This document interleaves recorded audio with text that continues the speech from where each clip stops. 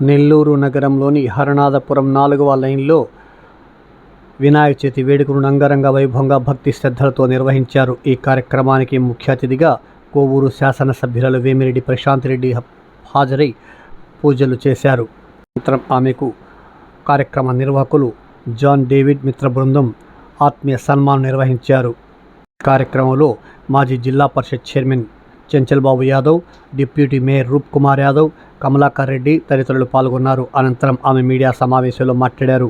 ఈ కార్యక్రమంలో రాజేష్ రెడ్డి, మౌలి, సునీల్, శ్యామ్, హరి, బాలాజీ, పవన్ తదితరులు పాల్గొన్నారు. అనంతరం భక్తులకు తీర్థ ప్రసాదాలు అందజేశారు.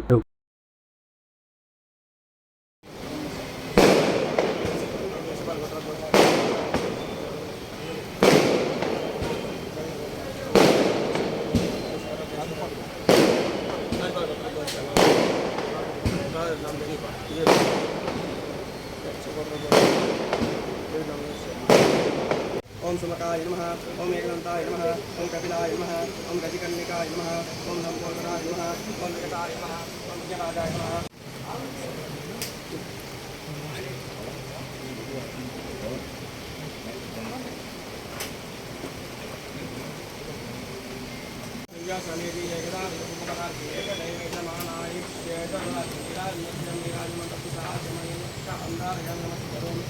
नमो राधवते नमो गणपते नमो भगवते नमस्ते नमो रायेकांताय जीवनासि एव सदाय श्रीवर्धमोत्तये नमो नमः।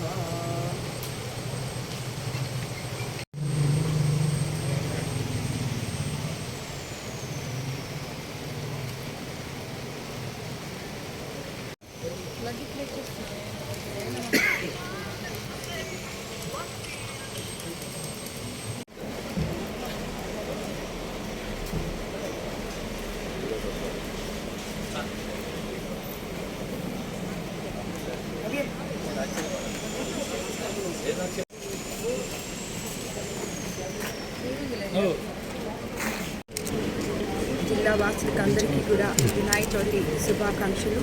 ఇక్కడ ఈ హర్నాథపురంలో 4వ వీధిలో ప్రతిష్టాపన చేసిన వినాయకుడు దర్శించుకోవడం రావడం జరిగింది. ఇక్కడ ఉన్న ప్రజలకందరికీ కూడా వినాయకుని ఆశీస్సులు ఉండాలని చెప్పి కోరుకుంటూ ధన్యవాదాలు. 18వ డివిజన్లో వినాయక చవితి ఉత్సవాలను మా తెలుగుదేశం పార్టీ యువనేత డేవిడ్ గారి ఆధ్వర్యంలో అంగరంగ వైభవంగా జరిగినది.